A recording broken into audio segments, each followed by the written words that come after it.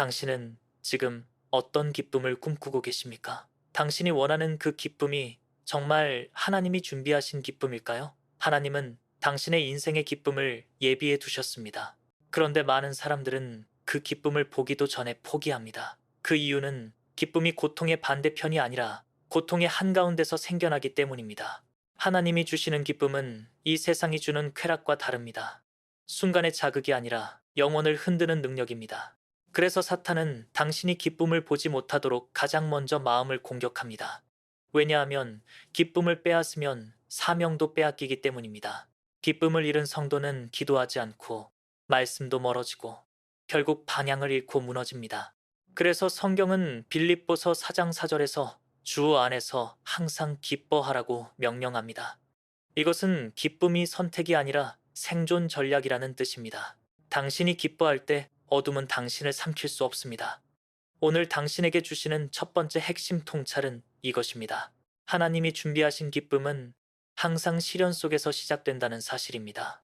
당신이 그 시련을 피해가려 할수록 기쁨의 문은 더 멀어집니다. 한나가 눈물로 하나님께 나아갔을 때 사무엘이라는 기쁨이 태어났습니다. 야곱이 절뚝이며 하나님을 붙들었을 때 이스라엘이라는 새 이름이 주어졌습니다. 다윗이 쫓겨난 광야에서 찬양의 기쁨을 노래했습니다. 결국 당신이 지금 겪는 싸움이야말로 기쁨의 씨앗입니다. 하나님은 상처를 통해 기쁨을 심으십니다.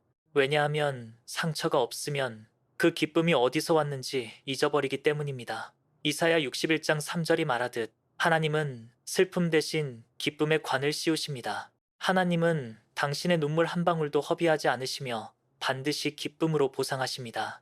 문제는 당신이 그 기쁨을 기다릴 수 있는가입니다. 하나님이 일하시는 시간은 우리의 시계와 다릅니다. 대부분은 약속을 보기 직전 포기합니다. 당신의 삶에 가장 어두운 순간이 찾아왔다면 사실 그것은 기쁨이 태어나기 직전이라는 분명한 신호입니다. 고통의 시간이 길수록 기쁨의 폭발은 더 강해집니다.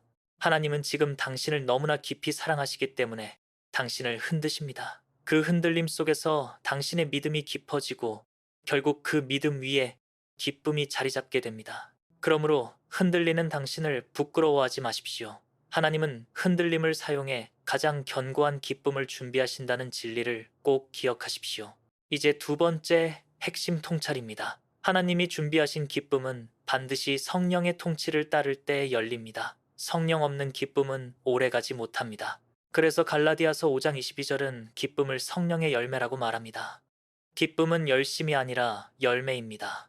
내가 만들어내는 감정이 아니라 하나님이 자라나게 하시는 결과입니다.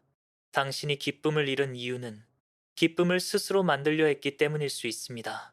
누군가의 인정으로 누리려 했고, 돈과 성취로 채우려 했고, 사람의 사랑과 안정으로 얻으려 했기 때문입니다. 그러나 그 모든 기쁨은 쉽게 사라지며 더 큰 공허만 남깁니다. 당신이 반드시 깨달아야 할 진실은 이것입니다. 기쁨은 하나님께 종속될 때 완성됩니다. 성령이 지배할 때 기쁨은 더 이상 환경에 흔들리지 않습니다. 욥은 모든 것을 잃었지만 하나님을 향한 경배를 멈추지 않았습니다. 다윗은 광야에서 하나님을 찬양했습니다. 바울과 실라는 감옥에서 찬양했고 그 찬양의 자리에서 해방이 일어났습니다. 성령 안에 있는 기쁨은 언제나 승리의 문을 여는 열쇠입니다.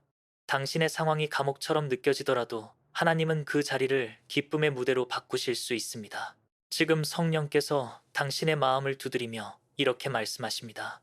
더 이상 두려워하지 말라. 이사야 41장 10절처럼 내가 너를 도와주리라.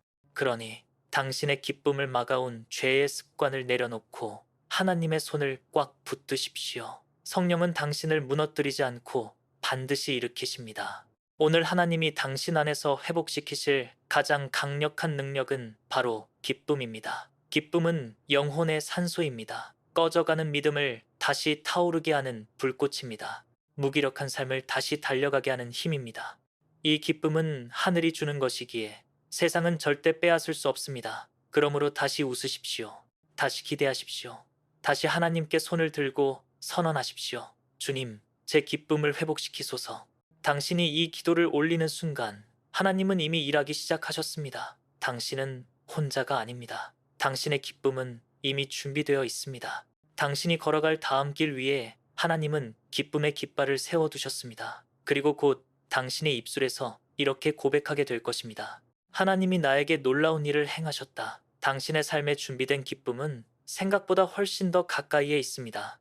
그러므로 지금 이 순간 도망치지 말고 이 자리에서 하나님을 바라보십시오. 기쁨이 오고 있습니다. 아니, 기쁨은 이미 당신을 향해 달려오고 있습니다. 하나님이 당신에게 준비하신 기쁨은 어떤 것도 막을 수 없습니다. 성령으로부터 오는 기쁨을 선택하는 순간부터 당신의 관점이 달라지기 시작합니다. 세상이 던지는 불안의 소음 속에서도 당신은 잃어버리지 않는 평안의 소리를 듣게 될 것입니다. 왜냐하면 당신의 기쁨이 더 이상 세상 조건에 매여 있지 않고 창조주 하나님의 영원한 약속에 뿌리를 내리기 때문입니다. 하나님은 당신의 기쁨을 단지 감정의 상승으로만 만드시지 않습니다. 삶의 가치가 뒤집히는 전환, 눈물 속에서도 빛나는 소망, 넘어져도 다시 일어나는 힘으로 만드십니다. 그래서 성령의 기쁨은 영적 생명 그 자체입니다. 당신이 숨 쉬듯 하나님은 당신에게 기쁨을 공급하십니다. 요한복음 15장에서 예수님은 내 기쁨을 너희 안에 두어 너희 기쁨을 충만하게 하려 함이라고 선언하셨습니다. 예수님의 기쁨이 당신 안에 있다는 사실을 기억하십시오. 예수님의 기쁨은 실패하지 않습니다. 십자가의 고통도 그분의 기쁨을 빼앗을 수 없었습니다. 그렇다면 무엇이 당신의 기쁨을 빼앗을 수 있겠습니까? 사탄은 당신이 이 진실을 깨닫지 못하도록 끊임없이 속입니다. 그래서 불평을 심고 비교의 마음을 주고 끝없이 더 가져야 한다는 욕심을 불러일으킵니다. 그러나 성령이 주시는 기쁨은 이미 충분합니다. 하나님이 주시는 기쁨은 결핍 속에서도 충만을 느끼게 하며 아무것도 변하지 않아 보이는 현실 속에서도 이미 변하고 있음을 믿게 합니다. 하나님이 예비하신 기쁨을 소유한 사람은 자기 자신을 기준으로 살지 않습니다. 하나님을 기준으로 삶을 확장해 갑니다. 이것이 세상이 이해하지 못하는 축복입니다. 당신의 기쁨이 상황이 아니라 사명과 연결되어 있기 때문입니다. 하나님은 기쁨으로 당신을 다시 움직이게 하십니다.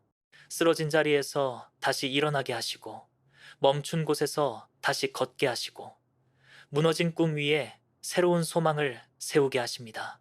이전에는 눈앞의 무게 때문에 숨도 쉬기 힘들었지만 성령이 기쁨을 부을 때 당신은 다시 노래하게 됩니다. 다시 기도하게 됩니다. 다시 기대하게 됩니다. 그리고 그렇게 기대하며 움직이는 순간 이미 기쁨은 당신의 미래를 향해 길을 닫고 있는 것입니다. 당신이 믿음으로 한 발을 내디딜 때마다 사탄은 그 한 걸음이 얼마나 위험한지, 얼마나 위협적인지 잘 알고 떨기 시작합니다. 기쁨은 영적 전쟁에서 가장 강력한 무기입니다. 왜냐하면 기쁨은 예배를 만들고 예배는 하나님의 임재를 초대하기 때문입니다.